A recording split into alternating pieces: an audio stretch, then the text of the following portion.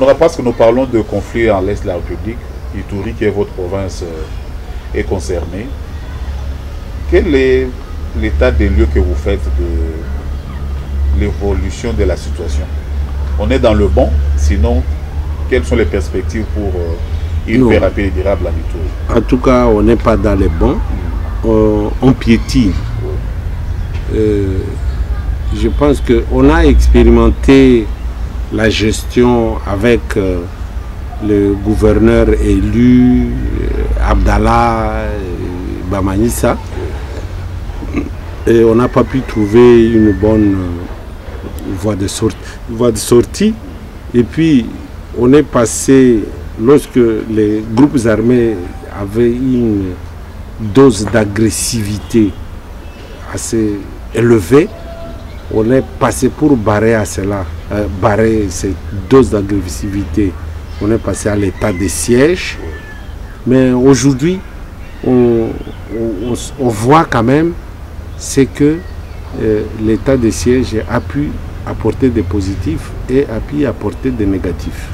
Mais je pense que le côté négatif de l'état de siège est en pourcentage est plus élevé que le côté négatif est plus élevé que le côté positif. Surtout quand on sait que c'est comme si finalement l'état de siège est venu exposer la faiblesse de notre armée. Avec l'état de siège, on sent, on découvre que notre armée a une certaine faiblesse. Ailleurs, un état de siège, personne ne bouge, dirais-je même les arbres. Là, c'est le gouvernement militaire qui impose la discipline. Qui impose la paix directement. Oui, et impose la paix. Mais les nôtres, ça n'a pas été le cas. Beaucoup disent non, ça a été mal préparé, non, on n'a pas donné les moyens, ou non, c'était une décision précipitée. Non, l'armée est là. Depuis les indépendances, notre armée est là. Et notre armée a une histoire. Et une histoire de victoire à victoire glorieuse. Ça, notre armée a. Je ne pense pas qu'aujourd'hui, cette armée va dire que non, il ne connaît pas toute cette histoire de notre armée. Non. Donc, c'est-à-dire que quelque part, il y a quelque chose qui n'a pas marché. Et cela a permis de connaître les faiblesses de notre armée. Et justement, en connaissant les faiblesses de notre armée, ce sont les voisins qui en ont profité. Aujourd'hui, nous sommes vite partis à la mutualisation des forces. Mais c'est comme si ça rentre aussi, la mutualisation des forces rentre sous nos pieds comme une épine. Encore un piège, vous sentez? Oui, on sent ça comme ça. Et puis, quand vous voyez aussi la situation du M23. Oui. M23 était déjà démantelé. Désarmé, et puis cantonné, et tout. Il y en a qui... il renaît de plus belle, on se demande, mais par quelle magie, avec quel moyen? Magie, avec quel moyen les M23? Bon, on se dit ce qui suit. Est-ce que justement ces pays voisins ne sont-ils pas, oui, sont sincères? Résumons cette question comme ça. Merci beaucoup. Est-ce que les pays voisins, en général, le pays nous avons adhéré à la communauté des pays de l'Est. Est-ce que la négociation de Nairobi, est-ce que vraiment ça a été une négociation sincère? Ou bien, comme on dit toujours, nous sommes... Museveni avait dit, le président de l'Ouganda avait dit ça. Le Congo, c'est comme un éléphant qui est tué, qui est mort. Chacun doit aller prendre son morceau. Chacun doit aller prendre son morceau. Est-ce que ce n'est pas ça? Le Rwanda prend son morceau pour créer ces usines de coltan. C'est développé aujourd'hui sur notre dos. L'Ouganda, toutes les usines se fonctionnent sur notre dos. Le Kenya, qui est un peu éloigné, profite de cet accord pour venir se servir. Pour venir se servir. Nos scientifiques devaient réfléchir là-dessus. Et puis nos stratèges, parce que nous avons une école de stratégie. Oui. ici, à la première zone de défense, réfléchir un peu sur cette histoire de fond en comble. On a beau crier que nous sommes infiltrés. Et si on est infiltré, ça profite à qui? Mais qu'est-ce qui peut faire que nous puissions balayer d'abord devant notre front avant de pouvoir aller faire n'importe quoi? Ça, on ne le fait pas. On crie simplement, nous sommes infiltrés, nous sommes au niveau des services, au niveau des fonctionnaires, agents et fonctionnaires de l'État, au niveau de l'armée, au niveau de la police. L'économie. Mais alors, pourquoi est-ce qu'on n'est pas très regardant sur ces choses-là? Ou bien est-ce que ce n'est pas nous-mêmes qui sommes les causes de notre propre malheur que d'aller continuer à doiter tel? Ces nuits-là, ils profitent de nos faiblesses. Et nous le savons. Et nous le savons, oui. Mais incapables de pouvoir nous assumer. Qu'on se réveille un matin, on dit non, ça s'arrête là. Ou bien. Ce sont des choses comme ça que je peux dire au sujet de la situation. Bon, le gros des problèmes aussi, c'est le ping-pong. Louis te dit non. Non, ces gens de l'Est là sont toujours belliqueux. C'est leur problème. C'est leur problème. Or, les décisions à prendre doivent partir de l'Ouest. De l'Ouest pour soutenir l'Est. Pour soutenir l'Est. Toutes les décisions d'État, leur siège se trouve à l'Ouest. Oui. Mais pourquoi l'Ouest doit accuser l'Est? C'est comme un corps qui accuse une autre partie malade. Ah, voilà. Alors que... Non, c'est toi, ma jambe qui est malade. Et je ne te soigne pas. Alors que la logique voudrait que la solidarité joue pour que toutes les communautés s'unissent autour du problème et autour de la solution. Oui, il y a un ami qui disait la paix n'a pas de genre, la paix n'a pas de sexe, la paix n'a pas de tribu, la paix n'a pas de religion. La paix c'est... La paix est la paix. Pour tout le monde. Pour tout le monde. Si l'Ouest croit que ça concerne l'Est... Mais les conséquences sont partagées. Oui. La paix n'a pas de sexe, ni religion, ni genre, n'a pas de taille. Que non, il y a une grande paix, il y a une petite paix. Non, il n'y en a pas. Alors, par conséquent, en tout cas, il faut que l'on puisse se mettre ensemble pour... Je vais militer aujourd'hui pour la paix en Ituri. Mais si cette paix-là, je ne suis pas soutenu au niveau, par exemple, de Kinshasa ici, je ne ferai rien. Oui, ça sera difficile. Nous avons parlé de l'exploitation minière, qui peut être une de solutions à ces conflits qui perdurent, qui peut désintéresser les acteurs. Les acteurs. Alors, la décision ne peut être prise que dans ces bureaux qui se trouvent ici à Kinshasa. Merci beaucoup, honorable. Nous profitons de cette occasion pour vous féliciter. Ça n'a pas été facile, ou ça n'a pas été comme pour certains de vos collègues en politique qui, vous le voyez à l'auditoire, à 10h et à 11h et à 17h, il a un titre. Nous vous avons suivi nous-mêmes depuis plus de 7 ans, où vous êtes engagés à reprendre vos études. Et tout récemment, vous avez été collé comme docteur. Et nous vous présentons vraiment toutes les félicitations de notre chaîne. Merci. Pouvez-vous peut-être, pour ceux qui nous suivent, dire si ça a été facile et quel est le conseil que vous donnez à tous ceux qui croient que c'est impossible de relever les défis que vous avez relevés? Merci beaucoup de cette question. Bon, là, je dirais que nous sommes en train de faire un coq à l'âne. Oui. Nous étions en train de survoler un peu les actualités brûlantes politiques de l'heure. Oui. Nous avons parlé du parti, nous avons parlé des Sokimo, nous avons parlé de l'état des sièges et de la situation sécuritaire aujourd'hui à Ituri. Bon, tout de suite, vous vous me ramenez à ces problèmes de doctorat. Je croyais plutôt, peut-être, vous alliez me poser la question en rapport avec les élections de 2023. Quelle configuration pensez-vous être? Et là, je vous dirais en passant que les gens sont en train de s'organiser, hein, les Congolais. Aujourd'hui, vous avez su, tous les Kassaïens se sont retrouvés, surtout quand le président de la République est parti en visite d'État, en visite au Kasaï. En tout cas, tous les grands politiciens du Kasaï que je connais, que ce soit Kasaï oriental, Kasaï occidental, se sont retrouvés autour de lui. C'était significatif.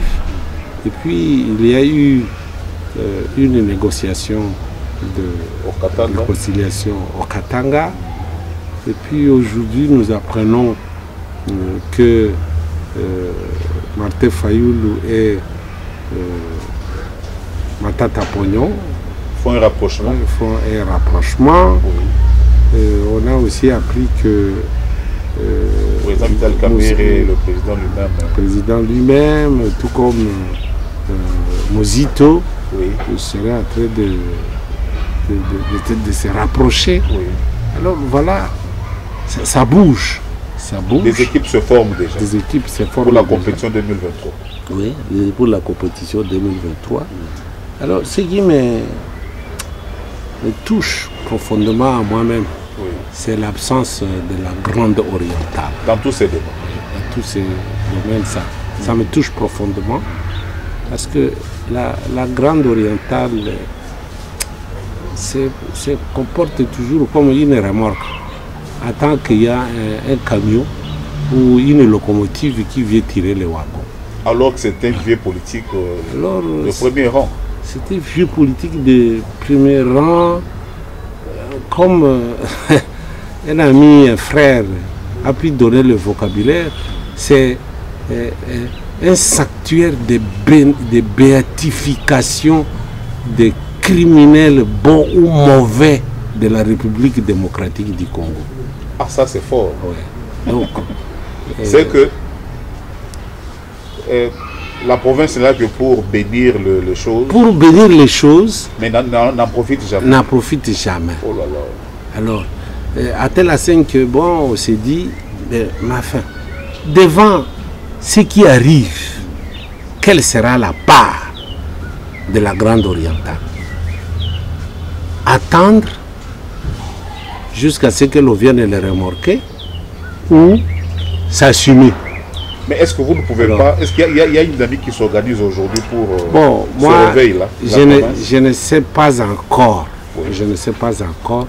Mais les mots d'ordre que je souhaiterais que, à ce moment ici, tout fils, toute fille de la province orientale, les mots d'ordre que je voudrais bien leur laisser, c'est il faudrait arrêter avec la sous-traitance. Ça veut dire, la sous-traitance police, ça veut dire... C'est-à-dire... Vous servez les causes des autres. On sert les causes des autres. Sans servir... sa propre cause, sans se retrouver comme... Allez-y au palais du peuple là-bas. Vous trouvez sur le mur tous les présidents, les effigies, les photos de présidents depuis que le Parlement a commencé jusqu'à là. Il n'y a jamais eu aucun fils de la Grande Orientale. C'est grave ça. Allez à la primature, vous allez voir sur le mur tous les premiers ministres qui se sont succédés. Vous allez trouver le général Likouli. 17 jours comme Premier ministre. Comme Premier ministre pendant 17 jours avant que Mobutu ne puisse s'en aller. Dans un contexte politique aussi très compliqué. Mais pendant tout ce temps, on n'a jamais songé à eux. On n'a jamais songé à la province orientale. Alors, je pense que les millions d'électeurs de la province orientale qui sont là, qui votent toujours pour tel ou tel autre, moi je pense que les fils et filles de la province orientale devrait cette fois-ci prendre conscience que à qui nous Confier devons, nos voix. à qui confier nos Et voix. pour quelle retombée? Pour quelle retombée? Voilà, vous avez compris. Je pensais que c'est cette question-là que vous allez poser, mais heureusement, Oui. vous comprenez bien, vous aurez aussi, comme en tant que journaliste d'investigation, voir qui de la province orientale vous allez rencontrer pour qu'il essaye un peu de pouvoir décortiquer cet aspect, le dernier aspect ici. Alors, vous passez de ces choses-là au problème de doctorat. Moi, ce n'était pas par aventure. Moi, j'aime lire. Et je n'aime pas seulement lire pour moi. Moi, j'aime lire pour que je partage avec les autres. Et en lisant, je suis tombé sur un certain roman, un certain nombre de romans de professeur Goubarika, Ouamoudi Wamba Vadela. Il est professeur aussi à l'IPN. En tout cas, il a une belle écriture, structure de la phrase, propriété de la langue. Ça m'a frappé. Donc, je me suis dit, pourquoi je ne pouvais pas décrypter, décortiquer tous ces romans, pour voir comment il en arrive à ces niveaux-là. C'est ça ce qui m'a intéressé. Et peut-être sur ces modèles-là, en présentant cela au public, ça peut susciter, inspirer de jeunes gens à les lire. Et comme on apprend toujours à s'inspirer des autres, et comme ça, aujourd'hui, la culture d'écrire des romans, pratiquement, a disparu. La culture d'écrire des poèmes, ça a disparu.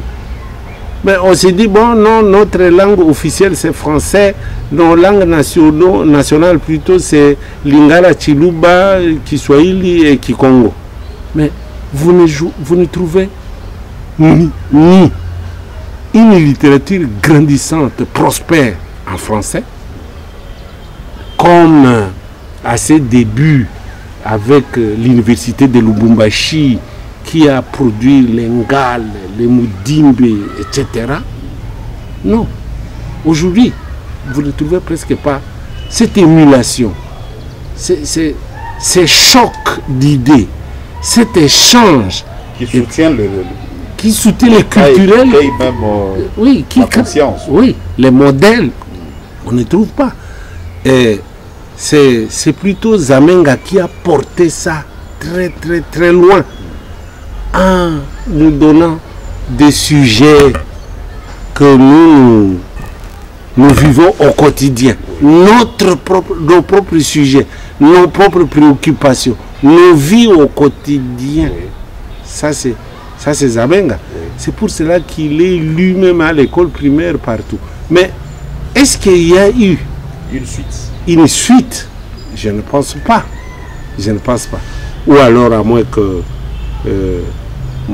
ma curiosité ne puisse pas encore tomber sur tel aspect des choses. Bon, je trouve à 2016-2017 un professeur d'université qui quand même est en train de faire des choses extraordinaires. C'est Prosper Goubarika Ouamoudi Wamba Vadela. Alors je me suis dit, je vais m'intéresser à cela. Voilà un peu ce que je fais. J'ai pris 5 de ces romans.